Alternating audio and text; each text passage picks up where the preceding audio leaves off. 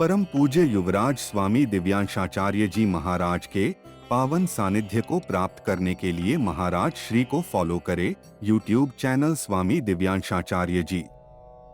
एक दिन भगवान ने गोपियों के घर जाने लग गए। गोपियां करके उल्हाना देने लग गई। बोले मैया कि जो आपका लाला है बड़ा उधम मचाता है। बोले क्या करता है?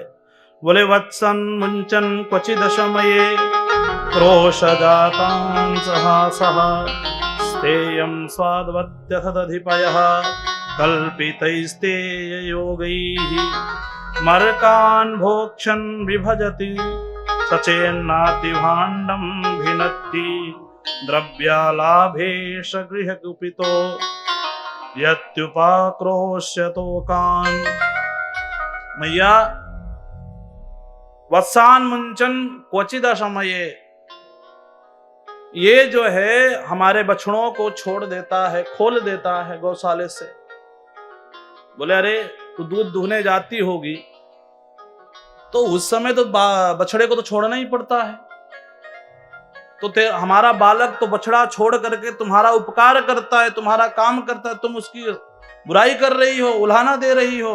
बोले क्वचिद असमये, समय पर नहीं छोड़ता है। जब हम कहेंगे लाला मुझे गाय को दुहना है, तुम जरा बछड़े को छोड़ दो, तो कहता हाँ तुम्हारे बाप के नौकर हैं जो हम बछड़े को छोड़ेंगे। और जब हम बछड़े को छोड़ करके दूध दुहने लग जाते हैं तब आकर के बछड़े को खोल देता है। बोलता है अरे सखी सारा दूध दुह लेगी तो बछड़ा बेचारा क्या पिएगा। और बछड़े को छोड़ देते हैं, बछड़ा आकर के सारा दूध पी जाता है। तो मैया ने कहा देखो हमारा बालक जो है दयालु है, हर जीव पर दया करना चाहता है, तो बछड़े को तुम क्यों दूध नहीं छोड़ती, तुम सारा दूह लेती होगी इसीलिए तो। बोले नहीं मैया, चलो वो दूध की बात अलग है। ये घर घर चोरी करता दही माखन की, इसने एक मंडली बनाई है मक्खन चोरी करने की। सारे ग्वाल वालों को लेकर के मक्खन की चोरी करने जाता है। तो मैया ने कहा यदि तुम पहले ही मक्खन दे दो तो क्यों चोरी करेगा। बोले मैया हम दूध एक भी करके देख लिए। एक दिन हमने क्या किया कि मक्खन जो है दूध दही जैसे ये पहुंचे, हमने हाथ जोड़ करके कटोरे में सुंदर मक्खन ताजे ताजे और छाछ सब लेकर के सामने खड़े हो गए। लो लाला भोग लगाओ। बोले हाँ हम कोई दरिद्र हैं जो तुम्हारे घर का मक्खन खाएंगे, हमारे यहाँ 9-9 लाख हैं गायें हैं, रोज हमारे यहाँ मक्खन होता है। फिर हमने एक दिन सोचा कि घर में अगर मक्खन ही नहीं रहेगा तो क्या चोरी करेंगे। हमने सारे मक्खन सब हटा दिए, घर में घुस गए और घर में घुस करके जा करके देखा, कहीं जब मक्खन में नहीं मिला तो बोलने लग गई ये घर है कि मरघट है, जिस घर में दूध नहीं, जिस घर में दही नहीं, ये घर हो ही नहीं सकता। एक दिन मैया हमने सोचा चलो लाला आते हैं, देने पर नहीं खाते, उनको चोरी करना है। तो हमने सुंदर एक मटकी में मक्खन भर करके रख दिया कि आएंगे और भोग अपना लगा लेंगे। उन्होंने क्या किया, आए पहले तो सारे ग्वाल वालों को मक्खन खिलाया, स्वयं खुद भी खाए तो भी ठीक था।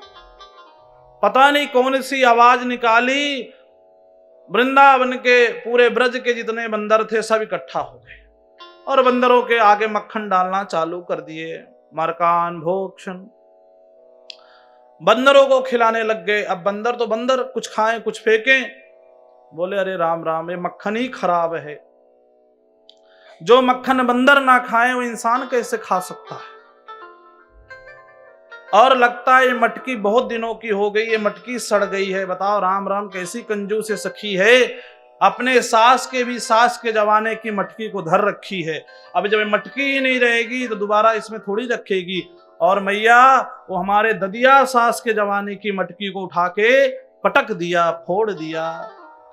सास तो बेचारी पहले ही मर गई थी, उसकी एक निशानी थी वो मटकी, उसको भी खत्म कर दिया।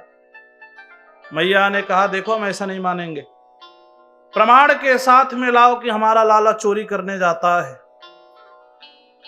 एक नई नवेली सखी थी, बोले चिंता मत करो मैया, हम जरूर पकड़ के लाएंगे। चालाक गोपी थी। उसने क्या किया, एक दिन छीके के ऊपर सुंदर मक्खन से भरी हुई मटकी को रख दिया, सुंदर मक्खन रख दिया और एक घंटी टांग दिया। बोले जब आएंगे और छीका जैसे हिलेगा घंटी बज जाएगी और हमको पता लग जाएगा।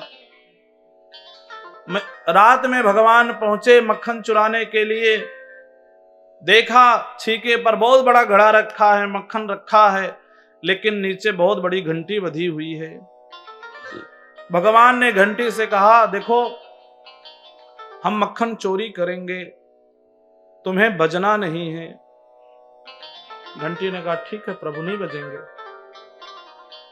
भगवान ने मटकी को उतारा, सारे ग्वाल वालों को माखन दिया, घंटी नहीं बजी। बंदरों को खिलाया, घंटी नहीं बजी। और अंतिम में जैसे ठाकुर जी ने अपने मुख में मक्खन डाला, घंटी बज उठी। टन टन करके घंटी बजने लग गई और गोपी दौड़ करके आई। वो तो लक्ष्य पहले ही बना के रखी थी, जैसे घंटी बजेगी वैसे जाके लाला को पकड़ना है। दौड़ करके आई और भगवान को पकड़ लिया है। भगवान ने घंटी की तरफ कहा क्यों, हमने कहा था तू नहीं मानी। बोले प्रभु आपकी बात तो हमने मानी, आपने कहा बजना मत, आप घड़ा उतारे मैं हिली फिर भी नहीं बजी, आपने अपने ग्वाल वालों को खिलाया मैं नहीं बजी, आपने बंदरों को खिलाया मैं नहीं बजी। लेकिन प्रभु जो परंपरा आज हमारे पूर्वजों की चली आ रही है कि जब भी आपको भोग लगेगा तो घंटी बजेगी, और यदि मैं नहीं बजती तो हमारी परंपरा टूट जाती। तो हे प्रभु मैं अपनी परंपरा की रक्षा की, इसलिए घंटी में नहीं बज, मुझे बजना पड़ गया। मैं जरूर नहीं बजती, लेकिन हमारे जो पूर्वजों की परंपरा थी वो खत्म हो जाती। प्रभु हमें क्षमा कर दीजिए। अब भगवान को पकड़ करके सखी चल, तेरी मैया मेरी बात नहीं मानती थी, आज बताती हूं।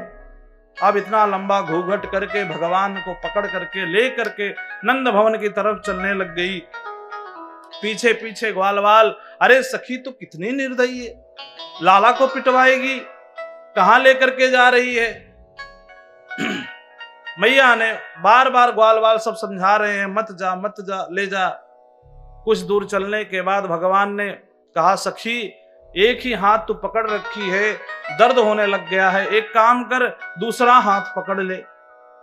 सखी के भी मन में आया कि सही बात है, एक हाथ पकड़े पकड़े जो है दर्द हो रहा होगा। सखी ने जैसे छोड़ा, भगवान दूसरा हाथ पकड़ाए, भगवान ने तुरंत उसके देवर का हाथ पकड़ा दिया और दूसरे रास्ते से घर पहुंच गए। दौड़ कर और सखी लेकर के अपने देवर को आई, बोली मैया देख तेरे लाला को मैं पकड़ करके लाई हूं। मैया बाहर आई, कहां है, अरे देखना। तो मैया ने कहा अरे पहले तू घूंघट उठा के देख ले किसको पकड़ के लाई है। और इतने में भगवान घर से आंख मलते हुए मानो सोने का नाटक करते हुए कि अभी उठे हैं सो करके बाहर निकले।